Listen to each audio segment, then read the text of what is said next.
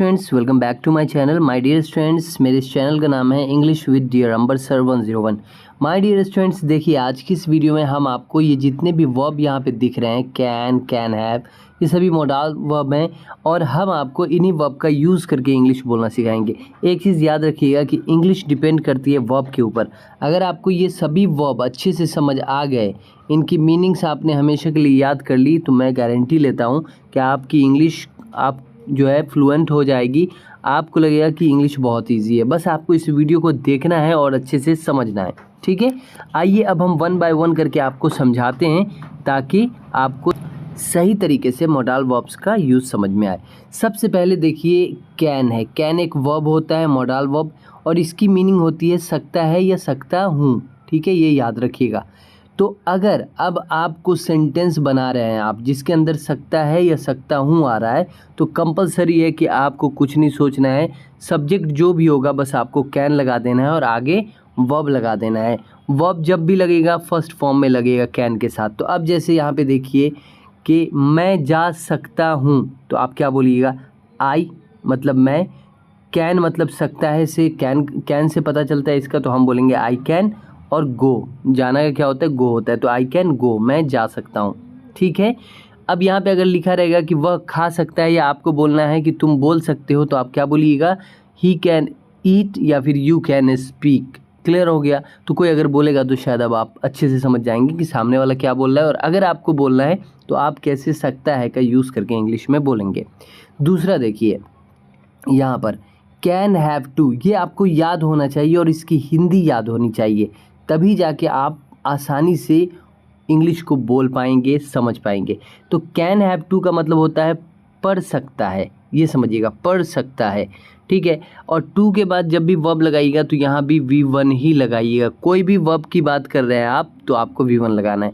तो जैसे कि हम बोलें I can have to go, तो मतलब यहाँ पे क्या हो जाएगा कि मुझे जाना पड़ सकता है, ठीक है। अगर हम किसी को कहते हैं कि तुम्हें खाना पड़ सकता है, तो हम क्या बोलेंगे? You can have to eat. Clear हो गया? वर्ब का फर्स्ट फॉर्म आपको यूज़ करना है। जहाँ जहाँ मैं फॉर्म चेंज करूँगा आप समझ जाइएगा कि इन मॉडल वर्ब्स के साथ कौन सा वर्ब आपको यूज़ करना है। क्लियर? अब देखिए यहाँ पे कुड है। कुड का मतलब होता है सका या सकता था, ठीक है। ये पास्ट की बातें होती है, पास्ट की बात हम कुड का यूज़ करते हैं। जैसे मान लीजिए हमने नेगेटिव में कहा यहाँ पर कि वह नहीं बोल सका, वह नहीं बोल सका, तो हम क्या बोलेंगे?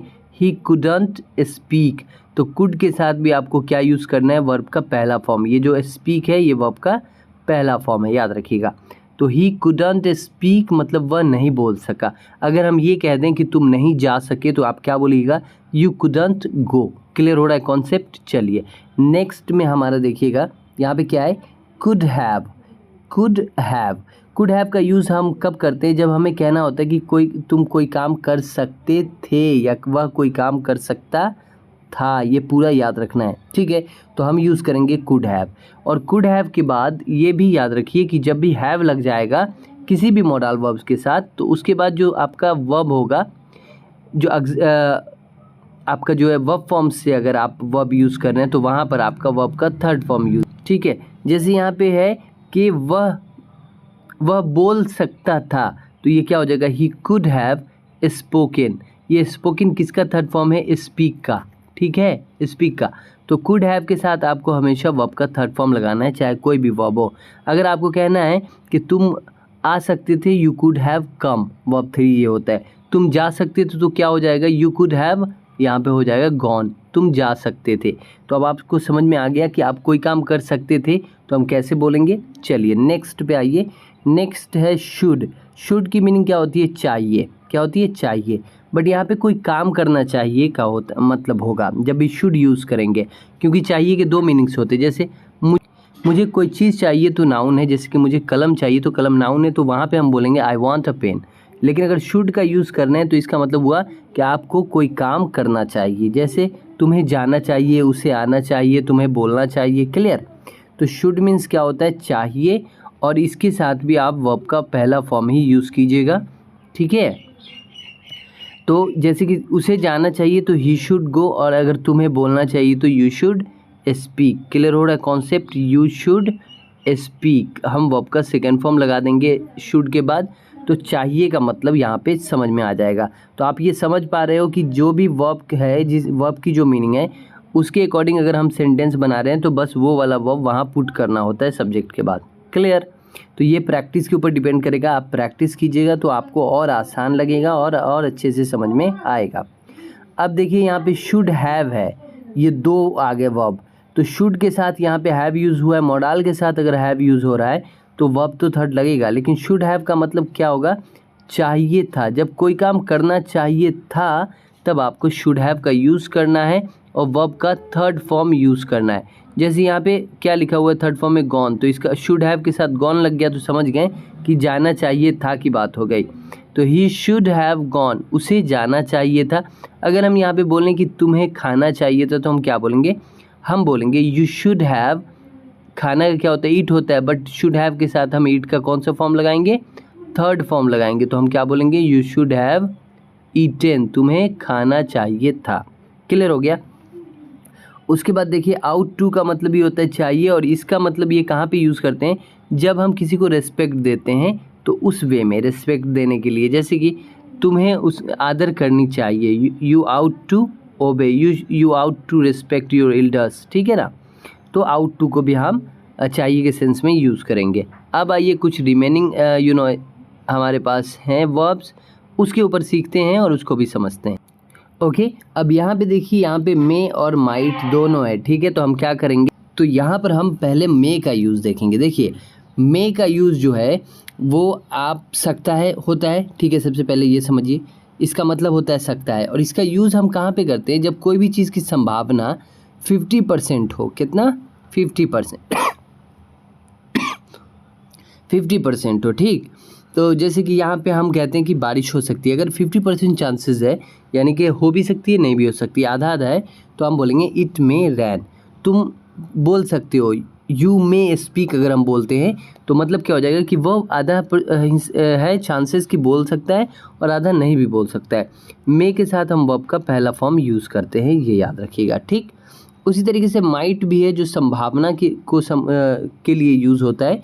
तो इसमें क्या होता है? ये निगेटिव मार्क देगा, यानी कि संभावना कितनी हो जाएगी? बिल्कुल ना के बराबर। ठीक है, जैसे अगर बोल दें कि इट माइट रैन, तो इट माइट रैन का मतलब हो जाएगा कि बारिश नहीं हो सकती है। ठीक है, यहाँ पे पॉजिटिव हम ये बोलेंगे कि बारिश हो सकती है, बट चांसेस क्या है? एकदम ना के बराबर। तो जहाँ पे कोई भी चीज़ के चांसेस ना के बराबर हो और ऐसी संभावनाएं बताने के लिए हम माइट यूज़ करते हैं। जैसे कि कोई आदमी आप जान रहे हो कि लाचार है, वो लिख ही नहीं सकता है, उसका हाथ काम कर ही नहीं सकता है, लेकिन अगर किसी ने कह दिया कि क्या वह लिख सकता है, तो आप वहाँ पे बोल दीजिएगा ही माइट राइट। ठीक है, क्यों? क्योंकि आपको पता है कि वो नहीं लिख सकता है, तो शायद वो लिख दे, शायद।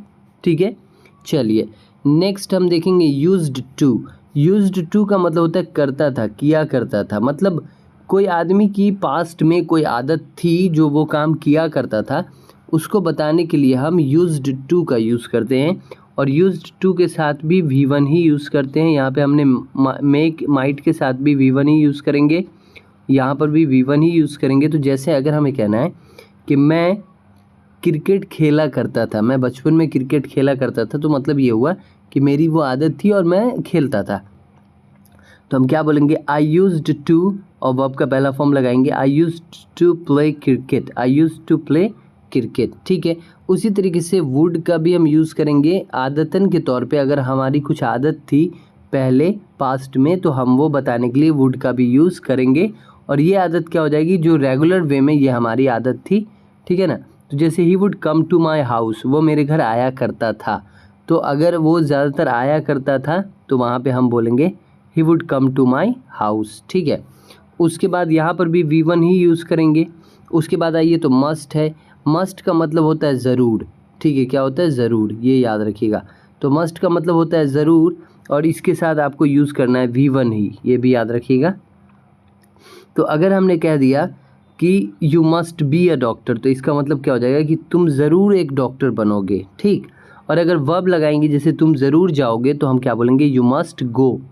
ठीक है, तो मस्ट का मतलब क्या हो गया? गो, सॉरी, मस्ट का मतलब हो गया ज़रूर।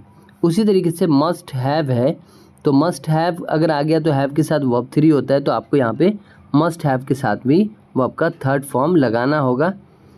जैसे कि वाक्य अगर है कि उसे ज़रूर वह ज़रूर जो है गया होगा, वह ज़रूर गया होगा, तो हम क्या बोलेंगे, he must have gone, he must have gone. तुम अवश्य या ज़रूर खाए होगे, तो यू मस्ट हैव ईटन, यानी तुमने कोई काम को अवश्य किया होगा, तो वो बात बताने के लिए हम मस्ट हैव और वर्ब थर्ड का यूज़ करते हैं जो भी काम आप किए हैं, ठीक है।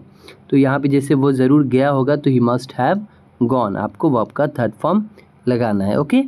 तो आज के लिए बस इतना ही रखते हैं। आपको ये वीडियो अगर पसंद आया हो तो वीडियो को एक लाइक ज़रूर कर दीजिएगा। साथ ही अगर आप नए हैं तो चैनल को सब्सक्राइब करके बेल आइकन को दबा दीजिए। वीडियो को लाइक एंड शेयर करना मत भूलिए। मिलते हैं नेक्स्ट वीडियो में नई टॉपिक के साथ। तब तक के लिए bye bye. Thanks for watching.